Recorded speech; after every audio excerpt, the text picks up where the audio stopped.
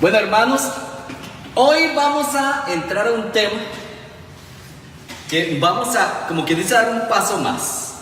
Vimos en las sesiones anteriores, por decirlo así, el qué buscar a través de las diferentes vías, ¿verdad? La vía cosmológica, antropológica, la vía del magisterio de la iglesia, que son los documentos, ¿verdad?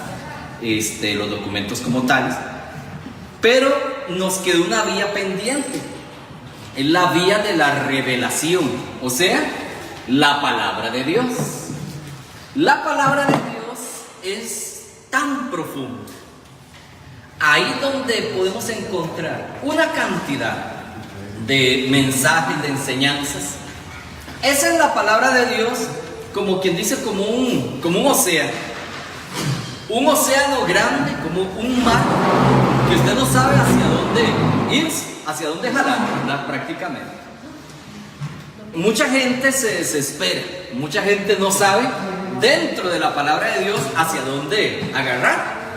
Por eso hay predicadores que cometen el error de hacer la Biblia a un lado, de predicar, pero de sus propios conocimientos o de ejemplos, incluso de las vías que hemos visto, que está muy bien, pero la palabra de Dios es una fuente de riqueza, de mensajes, de la propia palabra de Dios, pero es tan vasto ese mar que muchos lo obvian, muchos no saben para dónde agarrar. Es por eso que hoy vamos a darle énfasis.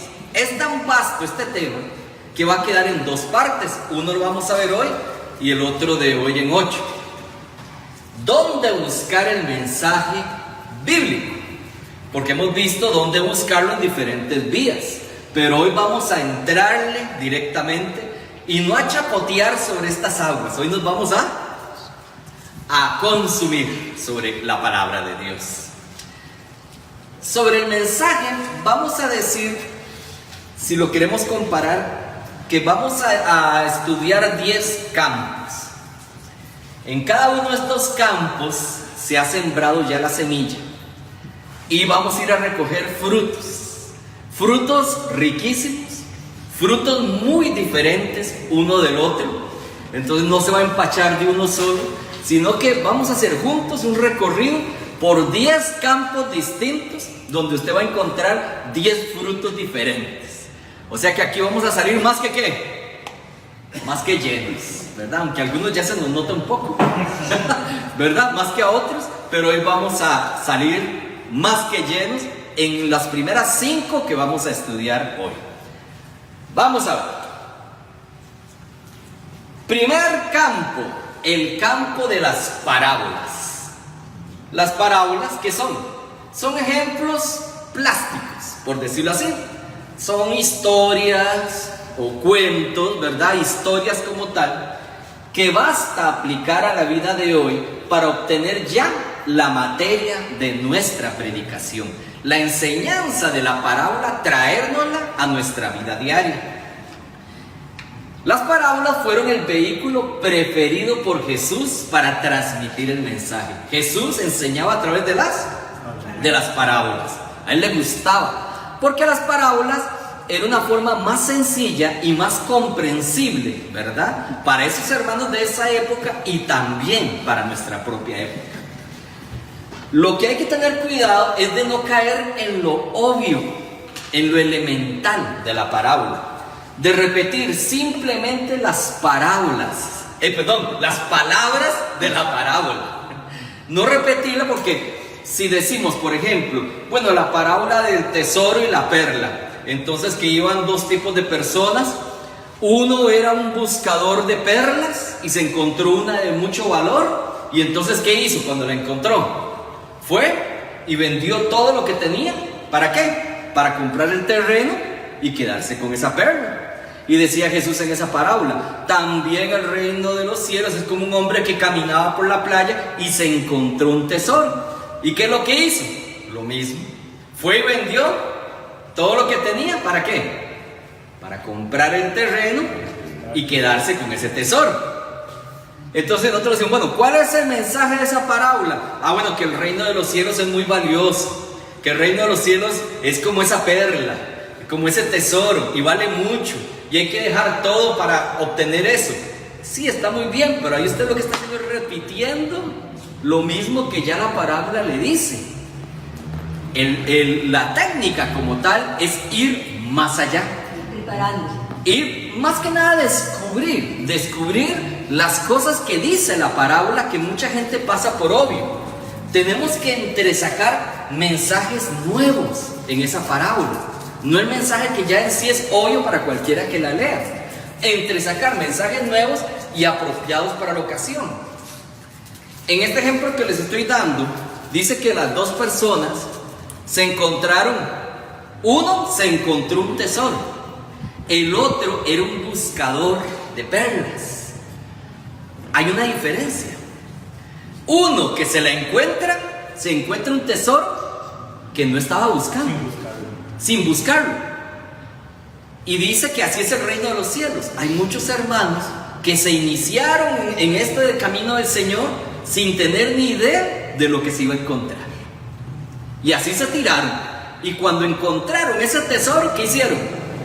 Les dejaron todo, cambiaron su vida para hacer suyo ese tesoro. Pero también dice que había un hombre que era un buscador de perlas. O sea, ya él sabía lo que eran las perlas. Pero dice que se fue y que estuvo mucho tiempo buscando una de gran valor. Y cuando la encontró, fue y vendió todo lo que tenía.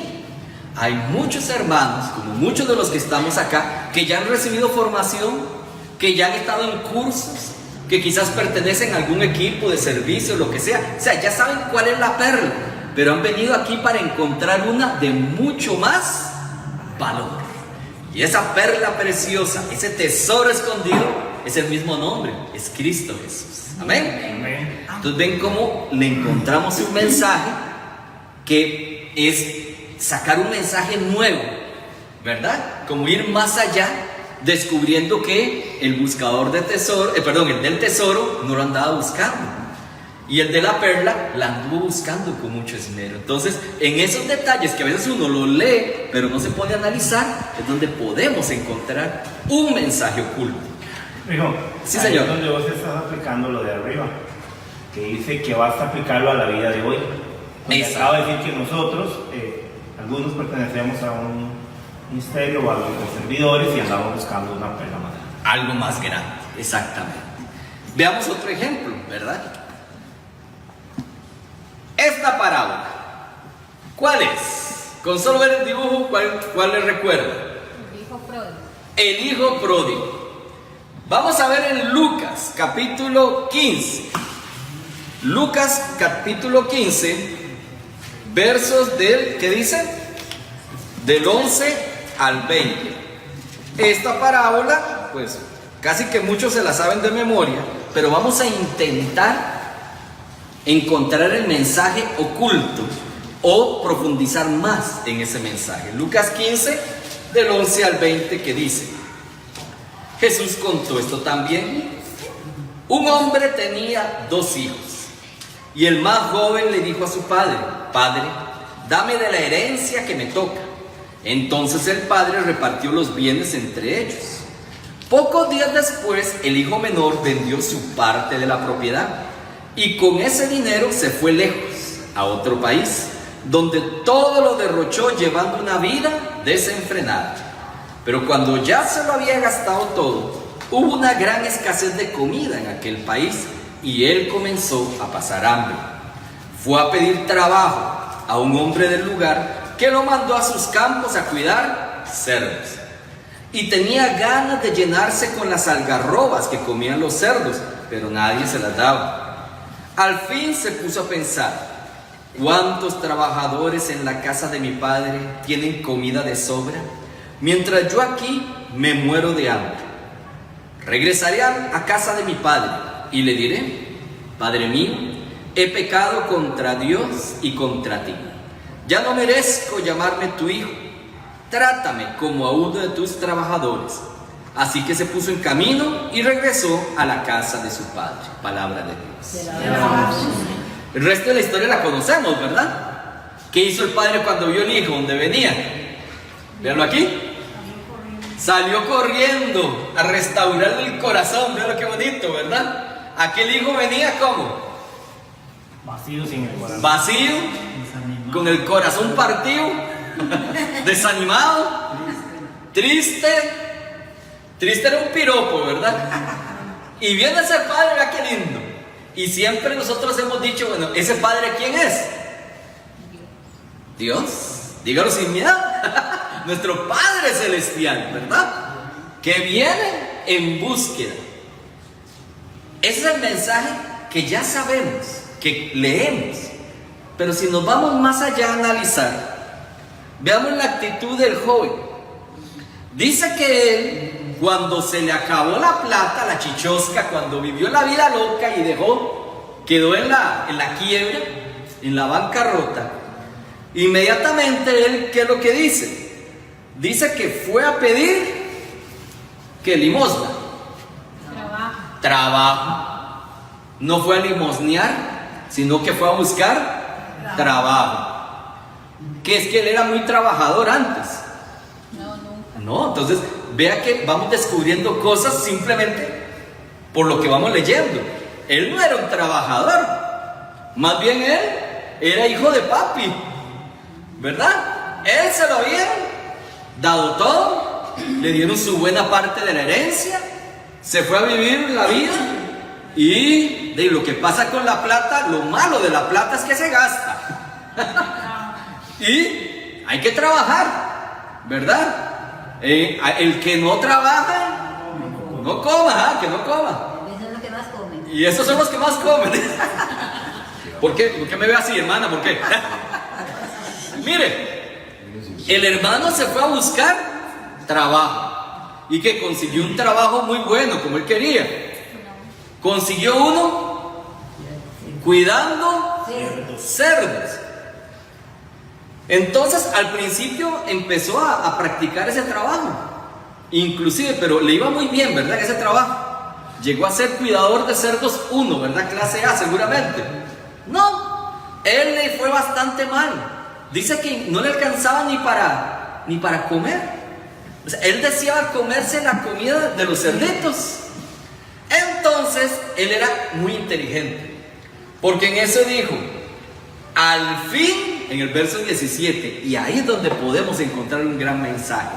Verso 17, al fin se puso a pensar, como quien dice, hasta que al fin Lo estrenó.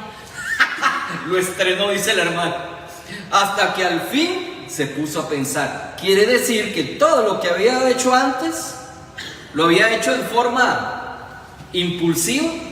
Él era un joven. Por ahí un hermano un día nos decía, es que los jóvenes son más impulsivos. Sí, pero no solo los jóvenes. Yo creo que más de uno a veces cuando encontramos un negocio fácil, uy, mire qué fácil, mire, esta es la nube, mire, entrémosle, lleguémosle, nos echan y nos lavan el cerebro, y más de uno se embarca, ¿verdad? Porque cuando ven dinero fácil, ¡ja! Pero dice el verso 17 que al fin se puso a pensar. ¿Y qué fue lo que se puso a pensar? ¿Qué es lo que él planeó? Trabajar, pero con el papá. Seguir trabajando, pero ¿con quién? Con el papá. Con el papá. ¿Cuántos trabajadores en la casa de mi padre tienen comida de sobra? Y yo aquí me muero de hambre. Voy a regresar donde mi padre. ¿Pero qué? ¿Para que me mantenga? Para trabajar. Lo que él antes no hacía. Él decía, voy a ir donde mi padre, pero para... ¿Qué es lo que le está diciendo esa palabra?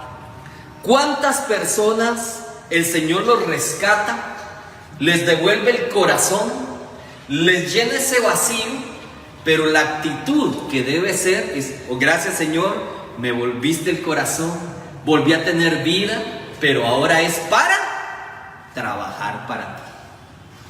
Este joven no dijo, ay, gracias, me restauraste, me diste un anillo, sandalias en mis pies, ahora sí que me sirvan. No, ¿verdad? Él vino con la idea de ¿qué? De ponerse a trabajar. Y hay muchos hermanos que el Señor los ha rescatado desde lo más bajo y lo que quieren es empezar a devolverle el favor, ¿cómo? Sirviendo, trabajando. ¿Cuántos hay que el Señor les ha dado un montón de cosas, pero a la hora de servir o trabajar, ay no, es que yo no sirvo para eso, es que yo no puedo, es que me da miedo, y lo llenamos de excusas? ¿Dónde está ese afán de trabajo? ¿Veo qué lindo mensaje? Luego, a mí también de esta parábola me llama la atención el verso 14 que dice que cuando ya había gastado todo, sobrevino en aquella región una escasez grande. Yo me pregunto, inclusive si a mí me tocara un mensaje, yo diría, bueno, ¿qué pasa si no hubiera venido la escasez? Ay, sigue como Ricky Martin, viviendo la vida loca.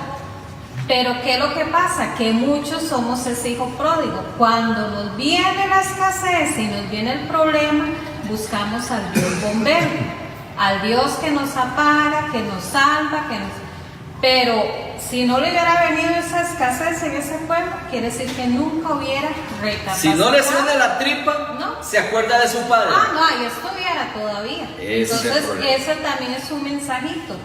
El que buscamos de nuestro Padre solo en momentos de necesidad. Y no como decía ahora Eduardo, en todo momento hay que alabarlo. No solo buscar al Dios que nos salve y nos va a sacar del problema, no, en todo momento. ¿Cuántos hermanos conocemos que llegan a la asamblea cuando están mal? En cuanto se quedaron sin trabajo, en cuanto están con una enfermedad familiar, y ponen a todo el mundo a orar, y todo eso está muy bien. Pero en cuanto pasa la crisis, ¿qué pasó con fulano? No, ya consiguió trabajo. Entonces, ¿dónde está el afán de trabajo que tenía este hermano? Primero por acá. También lo que menciona Lilian, lo podemos ver, que el Señor se vale de todas las cosas para llamarlo a uno a reflexionar. Aquí dice, recapacitó, es la palabra que se utiliza. Recapacitó. Pero sobrevino una gran escasez de la región, lo que dice, el Señor se vale de esa escasez para decir, alto, vea, vuelva sus ojos a mí porque, ¿verdad? Entonces a veces los problemas suceden por algo, para que uno vuelva sus ojos a Dios y recapacite, ¿verdad? A veces uno no entiende el por qué está sucediendo las cosas. De repente la mano izquierda de Dios que te está tocando de una manera un poco más dura, pero para el bien nuestro. Y vea que estamos viendo el primer campo, que son las parábolas. Y vea que ya nos estamos saciando del primer fruto. Espérese los otros 9. Vamos al que sigue, ¿de acuerdo? Los milagros. ¿Cómo? De un milagro se puede sacar un mensaje. Vea lo que dice. El marco donde se dieron los milagros es exactamente el mismo que el de nuestra sociedad. Por tanto, podemos explotar esos hechos tan maravillosos para que vuelvan a suceder en el presente. ¿Qué quiere decir esto? Ese milagro le sucedió a personas como nosotros, no le sucedió a ángeles. Ese milagro fue con seres humanos, hombres y mujeres, trabajadores con necesidad, solo que en otro tiempo, al igual que nosotros, seres humanos con nuestra conciencia, nuestros piecitos, nuestras manos, y que tenemos que trabajar. No se trata de referirnos solo a lo que pasó en aquel tiempo, a ciertos personajes privilegiados. Ay, qué dichosa la familia de Lázaro, que se lo resucitaron, ¿verdad? Qué dicha, qué dichosos. No, es que es traer ese tipo de milagros, porque Diosito es el mismo de ayer, hoy y de siempre. Él sigue haciendo milagros, como aquellos y mejores aún. Lo que sucedió entonces puede pasarnos hoy a nosotros. Este campo de los milagros, el secreto es en tomar ese milagro, la enseñanza de ese milagro, y traerla hoy. Si decimos como Lázaro, ese milagro, ¿verdad?, que resucita a Jesús a su amigo Lázaro. Jesús sabía que Lázaro iba a volver a la vida, ¿sí o no? Antes de resucitarlo. Sí. Pues claro, era Dios. Jesús no dijo, mira Lázaro dónde viene, no. Jesús fue el que le dijo, Lázaro, venga para acá, sal de ahí. Pero antes de que Jesús le dijera, Lázaro, sal de ahí, Jesús dice la palabra, el verso más pequeño que hay en la Biblia dice, y Jesús lloró. ¿Por qué Jesús lloró si él ya sabía que Lázaro iba a resucitar? Entonces de ahí podemos tomar un mensaje. porque simplemente Jesús ahí nos está demostrando que Él se hace uno con el dolor de la familia de Lázaro en ese momento, de Marta y de María, porque Jesús amaba a Lázaro. Y el hecho que haya muerto a Jesús le duele al igual que todos sus familiares. Jesús no está ajeno a nuestros dolores. Cuando nosotros estamos pasando por una situación difícil, cuando un hijo nuestro está no mal, sino prácticamente muerto, entregado a las drogas, a las malas juntas, a los vicios, cuando tenemos una pareja que anda en malos caminos, Jesús llora con el que llora, ríe con el que ríe. Jesús tiene el poder de resucitar, pero no por eso Él es un Dios frío que nos ve desde las alturas, como quien ve una película, un show, que es la vida nuestra, ¿no? Él también ahí está demostrando que el amor de Él llega al extremo. Jesús llora también con los que lloran. Lucas capítulo 7, versos del 11 al 15. Este milagro que vamos a ver nos va a dar un ejemplo muy interesante que está aquí ilustrado en este dibujo. Dice la palabra: después de esto, Jesús se dirigió a un pueblo llamado Naín. Iba acompañado de sus discípulos y de mucha gente.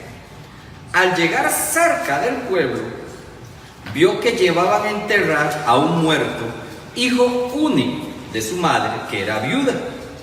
Mucha gente del pueblo la acompañaba. Al verla, el Señor tuvo compasión de ella y le dijo: no llores. Enseguida se acercó y tocó la camilla, y los que la llevaban se detuvieron. Jesús le dijo al muerto: joven, a ti te digo, levántate.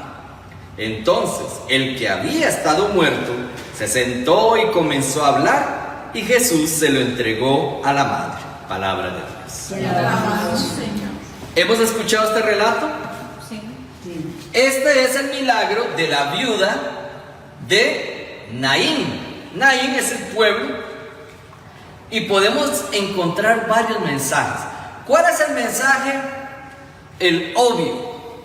Porque vea que lo que veíamos en la enseñanza es que siempre hay un mensaje obvio, que es prácticamente repetir lo que leímos.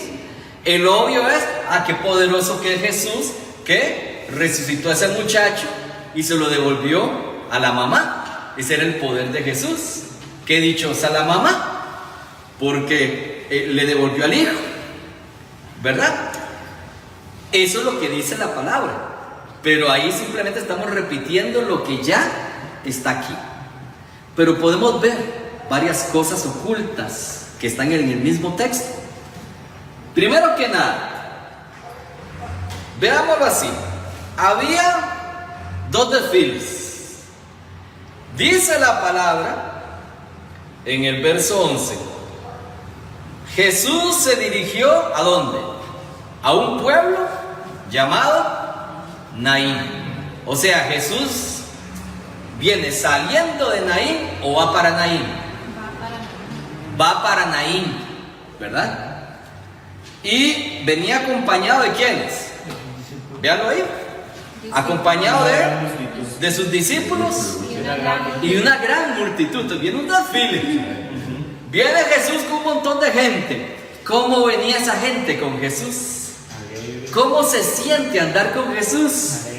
Alegre, tranquilo. Más apadrinado no se puede estar, porque igual el maestro, con el que todo lo podemos. Esa gente venía que no se cambiaba por nadie. Pero dice, vea qué interesante, que al llegar cerca del pueblo, o sea, no habían llegado hasta Naín, cerca del pueblo, ¿qué pasó? Se encontraron ¿con qué? Con un entierro. Otro desfile. Con un entierro, que ¿quiénes venían? De los que venían cargando el féretro, ¿verdad? Venía la señora, la viuda, ¿verdad? Y Vecinos, nunca falta, a ver si hay café después. ¿Y quién más venía? Y el muerto venía también, ¿verdad? Y ellos venían igual que el grupo que venía con Jesús. Venían llorando. Llorando, tristes, desconsolados, ahí ya hay un mensaje. Porque usted en ese momento le puede decir a la gente, al público, en cuál grupo se encuentra usted en este momento. Los que vienen con Jesús, vienen felices, sabiendo que ahí todo lo pueden. O los que vienen siguiendo la muerte, totalmente al contrario de Jesús. Esa es la diferencia de la gente que anda con Jesús o que anda en otras cosas. Ahí ya hay un mensaje. Pero si encontramos otro mensaje, veamos a cada personaje. Cada uno de ellos nos puede dar un mensaje. Dice que la mujer, nos da un dato interesante. Dice que, bueno, si nos vamos en orden, en el verso 13, el Señor tuvo compasión de esta mujer.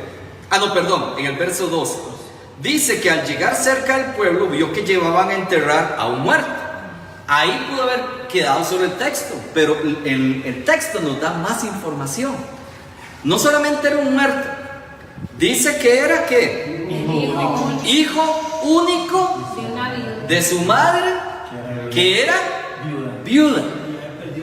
¿Por qué la palabra nos dice eso? Y como dice el hermano, esta mujer ya había perdido al esposo, porque era viuda. ¿Tenía más hijos? No, porque esto nos está diciendo que es hijo. O sea que esta mujer llevaba a enterrar lo único que le quedaba en el mundo. Todo. ¿Cuántas personas ya han ido a enterrar su última esperanza? Hay gente que ha perdido la fe, hay gente que está por quitarse la vida, porque ya no tienen nada en este mundo, sienten que para qué vivir. Jesús le demuestra a esta mujer, porque en el verso que sigue le dice dos palabras impactantes. ¿Qué les dice? Le dio una gran prédica. Le dijo, mire, siéntese, le voy a dar un curso de fe. No. Le dice, no llores. Nada más. Seguro los que iban en el entierro decían, como no llore. Mire, vaya usted a un entierro y dígale a la señora o al pariente, no, pues no llore. Pero Jesús le dice, no llores, y luego viene el milagro. Si le hubiera hecho el milagro primero, no llore, no, ya la mujer está feliz. Pero eso hace Jesús con nosotros.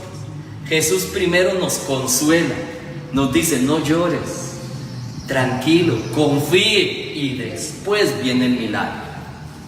Así es como trabaja Jesús. Muchos esperan el milagro y después a ver si dejo de llorar. Y así no funciona, ¿verdad? Ahí hay otro mensaje. Si vamos más adelante, dice que enseguida tocó la camilla y los que la llevaban se detuvieron y Jesús le habló al muerto. ¿Qué le dijo al joven? Joven, a ti te digo, levántate. Aquí ni voy a profundizar, ya eso habla solo. Si usted está con un grupo de muchachos, joven, a ti te digo, levántate. Porque lógicamente el muerto estaba acostado. Levántate. Y Jesús hoy le está diciendo a muchos jóvenes, levántense de los brazos de la muerte. Este dibujo me llama la atención porque está sobre el tener poder, el yo, el egoísmo. Jesús lo levanta de todo eso. Pero es muy interesante para terminar esta parte y no alargar. Dice que cuando aquel que estaba muerto se sentó y comenzó a hablar, ¿qué hizo Jesús? Se lo entregó a su mamá.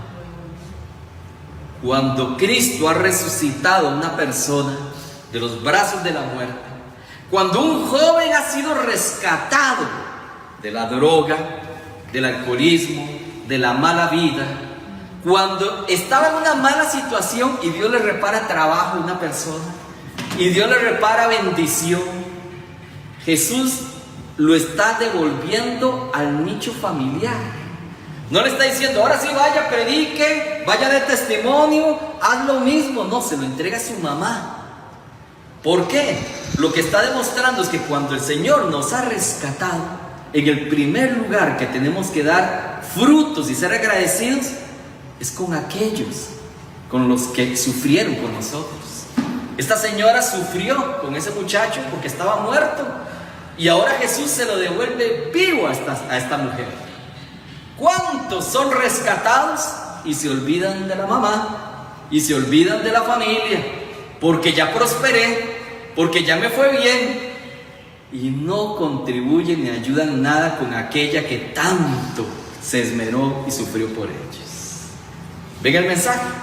¿Cuánto le sacamos a este milagro? ¿Verdad que sí? ¿Qué le parece este campo de los milagros? Es una belleza. Sigamos adelante, el tercero, para avanzar. Personajes. Los personajes, miren, se podría pasar toda una vida estudiando la vida, el mensaje y la aplicación de cada personaje. Es como en la vía antropológica que hablábamos de las biografías. ¿Cuánto se le puede sacar a la biografía de alguien? Si nos ponemos a estudiar la vida de un personaje bíblico, miren, nos pasaríamos cualquier cantidad de tiempo solo estudiando a esa persona. Comenzando por el significado de cada nombre, ya tenemos un tema de predicación. Vean los ejemplos. Moisés. ¿Qué quiere decir Moisés? Salvado de las aguas. Y si uno ya con eso ya puede dar un tema. Si Moisés fue salvado de las aguas, después a Moisés, ¿qué le tocó? Abrir las aguas y rescatar a todo el pueblo de Israel, y salió salvado de las aguas. Cuando Cristo te ha salvado de las aguas, ahora te toca a ti ser instrumento de salvación para otros. Y también les dio de beber agua, también les dijeron que tenía sed. A ver, cuando tuvo que pegar a la piedra, ahí salió el agua que brota. Abraham, ¿qué quiere decir Abraham? Padre de multitudes. Que es que Abraham era muy próspero y podía tener muchos hijos. Hay una canción que dice: muchos hijos tiene el padre Abraham. ¿Qué es? Que el hombre era como injerto de conejo, que tenía muchos hijos. No. Abraham no podía, era estéril su esposa Sara. Y aún así su nombre decía que es Padre de multitudes. Dios hace de lo imposible lo posible. Lo hace padre de una multitud, porque el mismo Dios le promete que de su estirpe saldrá una cantidad. Cuando las cosas parecen imposibles, el que clama a Dios y el que tiene fe hace lo que parece imposible o hasta ridículo, como que esa señora tan mayor pudiera tener hijos. Dios lo hace posible. Todo es posible para el que cree. Estudiemos cómo la vida de cada personaje está plena, pero plena de mensajes para nosotros. Veamos un ejemplo. ¿Quién es este amigo? David. Si no lo conoces, que de verdad. David y Goliat. Él es David y Goliat. Primera de Samuel. Vamos al Antiguo Testamento. Si quieren lo voy a buscar, aquí yo lo tengo. En la Primera de Samuel. Pero dice que es el capítulo 17. En la Primera de Samuel, capítulo 17, vamos a ver los versos solo del 4 al 6. Y del 4 al 6 vamos a brincar hasta el 38 y 39. Hay mucho de la vida de David que podríamos sacar cualquier cantidad de mensajes, pero vamos a ver solo uno, para efectos de tiempo, ¿verdad? Y por ejemplo de lo que estamos estudiando. Primera de Samuel 17, del 4 al 6. Pongamos atención, dice: de pronto, de entre las filas de los filisteos, salió un guerrero como de 3 metros de altura. Se llamaba, ¿cómo? Goliat. Y era de la ciudad de Gat. En la cabeza llevaba un casco de bronce, y sobre su cuerpo una coraza también de bronce, que pesaba 55 kilos. Del mismo metal eran las placas que le protegían las piernas y la jabalina que llevaba al hombro. Vemos, imagínense la clase de monstruo de 3 metros. Dice que vamos a ver una coraza, con una coraza de bronce, que pesaba 55 kilos. sea, era un mastodonte, ¿verdad? Y no solamente era alto y fornido y fuerte, sino que además estaba bien acorazado. Vea que la palabra nos da los detalles de la vestimenta de Goliat. Su casco de bronce, en su cuerpo una coraza de bronce, es un material muy fuerte, placas que le protegían las piernas. Bueno, el hombre estaba más que, era un tanque. Y ahora veamos la diferencia. ¿Quién fue el que enfrentó a ese tanque? Él hizo el reto diciéndole a los filisteos que entre ellos saliera uno, que si ese uno le ganaba a él, entonces ellos serían sus esclavos. Pero si ese uno perdía, entonces el pueblo de Israel tenía que ser esclavo de los filisteos. O sea que ellos iban uno contra uno y nadie se animaba con semejante monstruo. Y vino David, y vamos ahora sí al verso 38 y 39. Llegó Davidillo. Vamos al verso 38. Y dice, incluso antes del verso 38, Saúl le dijo: anda pues, y que el Señor te acompañe. Le dijo el tata. El papá le dijo: que el Señor te acompañe, ¿eh? Ya que metió cabeza, ya que quieres ir. Bueno, ¿a cuántos jóvenes que se quieren aventurar contra lo que parece un gigante, contra un proyecto? Qué lindos son los papás que dicen: anda pues, y que el Señor te acompañe. Qué bendición más grande. No hay nada mejor que para un joven que va a dar el paso gigante del matrimonio, cuando llega el papá o la mamá y le da, y que Dios lo acompañe. Pero bueno, eso es otra historia. Ya eso es un mensaje para cuando hablamos de jóvenes en preparación matrimonial, pero aquí ya están todos más casados. Bueno, no acompañe porque no se acepta devolución. Dice en verso 38, luego, pero vean lo que hace Saúl. Saúl es el papá. Saúl hizo que vistieran a David con la misma ropa que él usaba. Cuando Saúl era guerrero, él entonces usaba también su uniforme. Entonces dijo y pidió que David lo vistieran con la misma ropa. Dice, y que le pusieran un casco de bronce en la cabeza y lo cubrieran con una coraza. Finalmente, David se colgó la espada en el cinto sobre su ropa y trató de andar así, porque no estaba acostumbrado a todo aquello.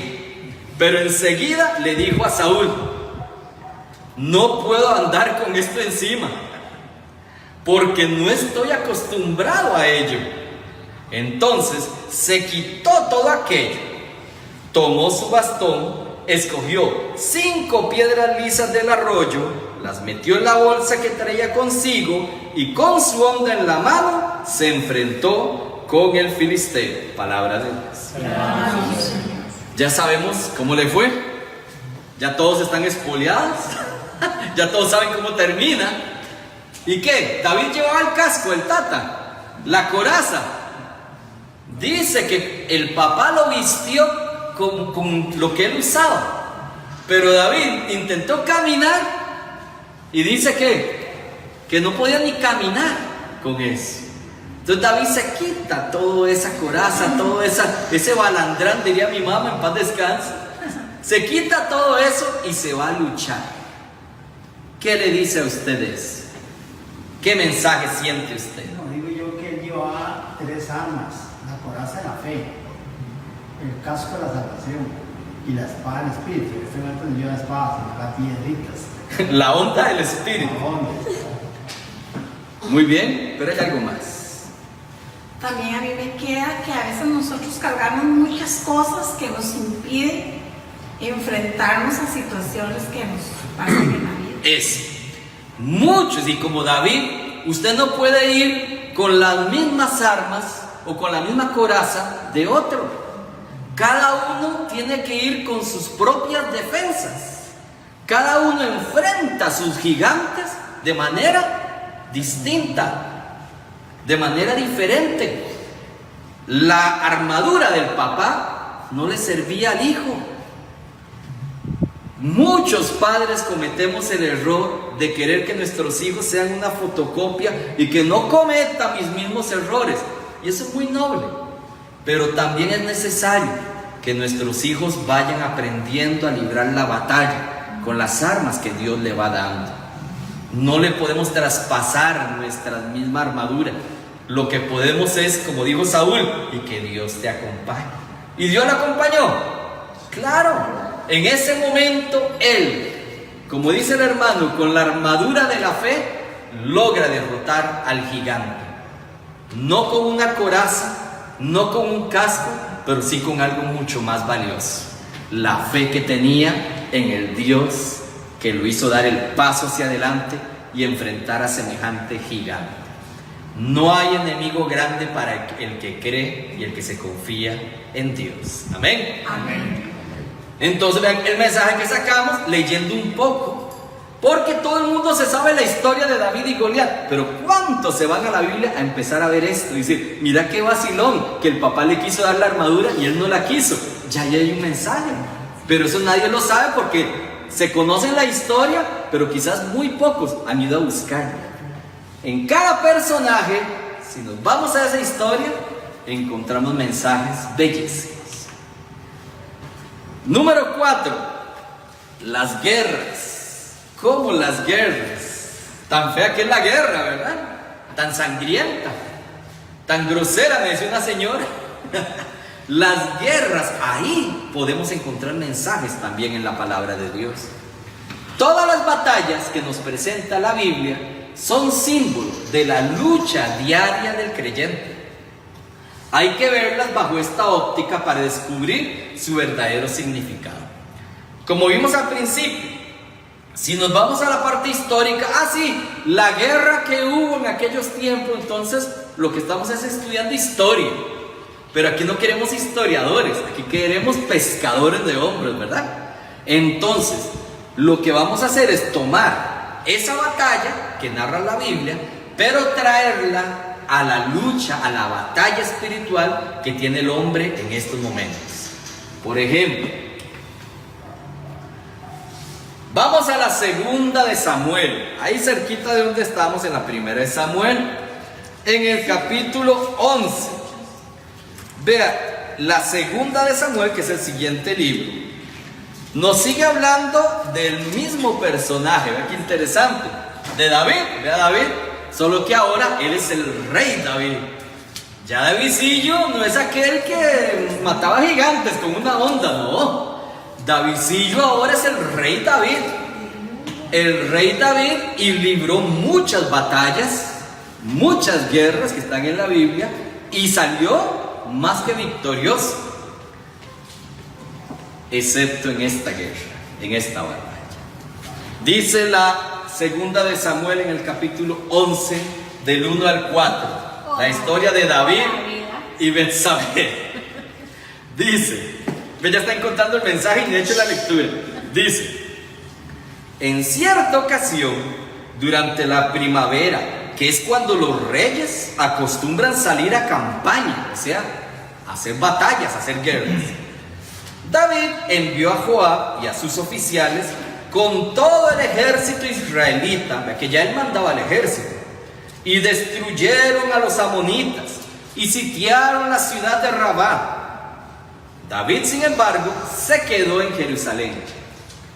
Una tarde, al levantarse David de su cama y pasearse por la azotea del palacio real, vio desde allí a una mujer muy hermosa que se estaba bañando. Esta mujer estaba apenas purificándose de su periodo de menstruación. David mandó que averiguaran quién era ella, y le dijeron que era Betsabé, hija de Eliam y esposa de Urías, el hitita. David ordenó entonces a unos mensajeros que la trajeran y se acostó con ella. Después de lo cual, ella volvió a su casa. Palabra de Dios. ¿Qué le parece la historia? Tan de novela, ¿verdad? David manda a sus guerreros. Primer error de David, manda a otros a librar la batalla. y él se queda pues paseando por la azotea. Mucho cuidado el que es coordinador, el que es líder, cuando mandamos a los demás a trabajar y nos dormimos en los laureles, porque ahí a veces llega el demonio y ahí nos agarra en tentación. El que se cree que es el más grande de los guerreros. Mucho cuidado. Pero dice David, dice la palabra que David estaba paseándose en la azotea. Y desde ahí va viendo, y fue de los... Vea, por algo está en el libro de Samuel. Está en el libro de Samuel. Porque estaba de qué? De Samuelión. De Samuelión. Estaba viendo desde la azotea, y vean aquí, a una mujer bañándose.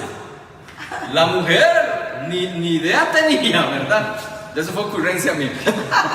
La mujer ni idea tenía.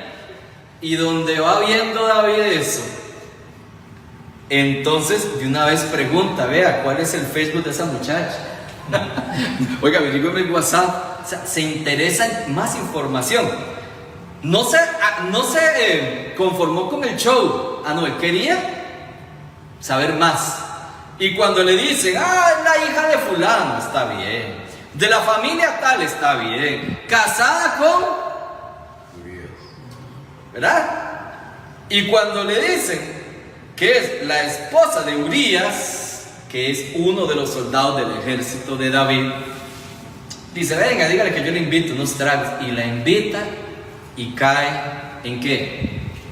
En adulterio, porque ella es casada.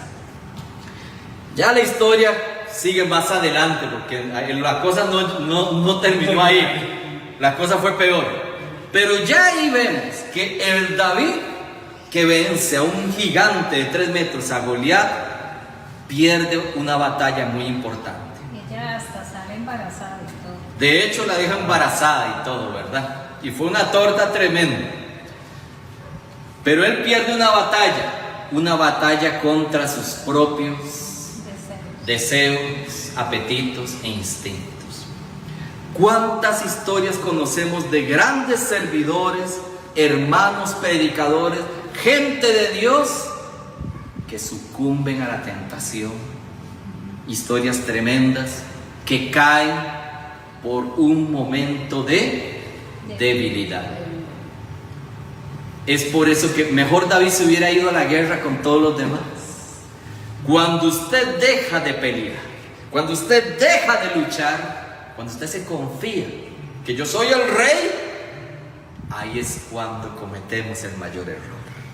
Que los años, que el tiempo que tenemos de ser servidores, de estar en los caminos de Dios, nunca nos haga creer que somos infalibles. Porque en cualquier momento le sale una piernuda, le sale una tentación, y en ese momento podemos cometer grandes errores. Y no solo la tentación, no es solo, digamos, en la parte del cuerpo, ¿verdad?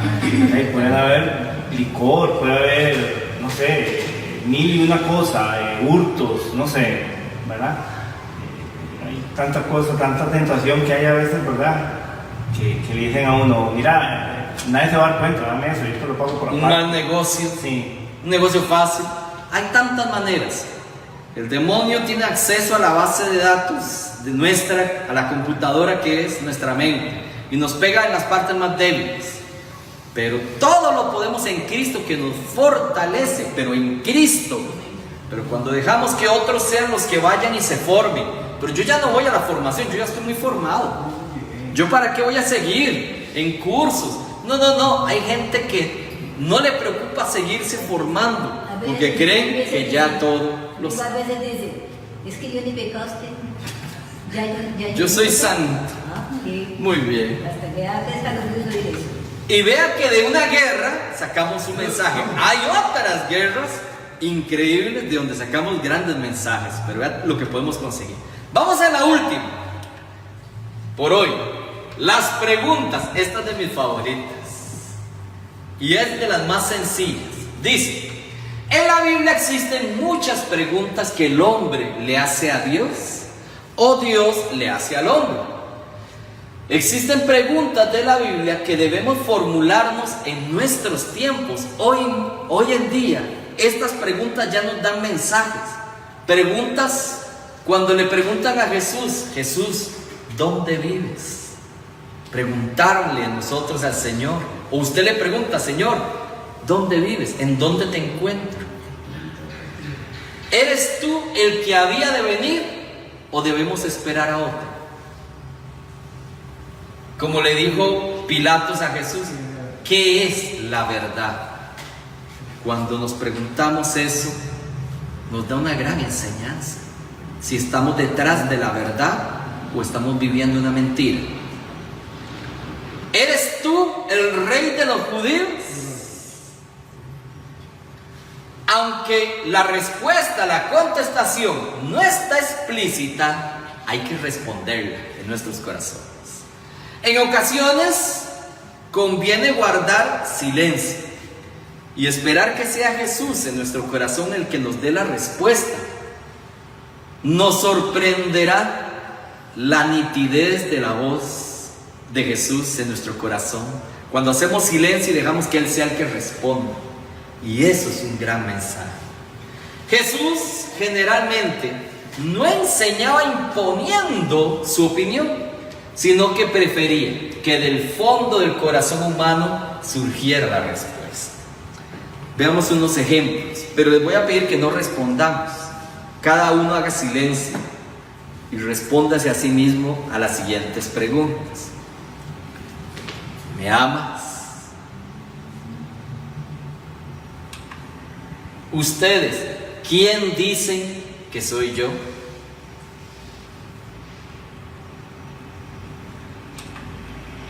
¿Ustedes también quieren marcharse?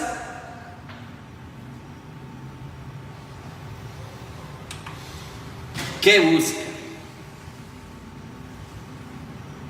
Preguntas como estas tienen una variedad de respuestas que son tema de predicación. Decirle a la gente, a los hermanos con los que usted esté, como dijo Jesús, aquellos que buscan. ¿A qué vinimos hoy? Usted ha estado viniendo a este curso varias sesiones, pero ¿qué busca? Sinceramente, y no me contesta. Buscamos aprender, crecer, recopilar más conocimiento del que teníamos, pero es solo conocimiento. Estamos haciendo un currículum espiritual para ir a pedirle un puesto al Padre. ¿Por qué estamos aquí? ¿Qué buscamos? Jesús se lo dijo a sus discípulos y hoy a nosotros. ¿Qué buscamos? Por último, hay una pregunta muy interesante. En Génesis capítulo 3, verso 9. Desde el Génesis, Adán estaba por ahí camuflado, escondido detrás de una palmera, de unos matorrales, de alguna mata. Y Dios, creador de cielo y tierra, omnipotente, omnipresente, hace una pregunta. Dios llamó al hombre, Adán, y le dijo: ¿dónde estás tú? Adán, ¿dónde estás? Que es que Dios no podía ver atrás de la mata de café, atrás del matorral donde estaba Adán. Dios sabía dónde estaba Adán, que estaba escondido porque se había jalado una torta, ¿verdad? Ya sabemos cuál. Y Dios pregunta: ¿dónde estás? ¿Por qué Dios le pregunta a Adán: ¿dónde estás? Eso es material para una prédica. Dios sabe dónde estás. Entonces, ¿por qué lo pregunta? ¿Por qué creen? Y de la respuesta hay un mensaje.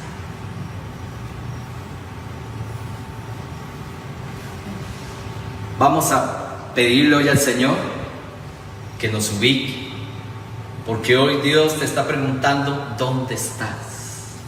No porque Él no lo sepa, Él quiere saber si tú lo sabes. En este momento, ¿dónde estás? ¿Hacia dónde vas? ¿A dónde quieres ir?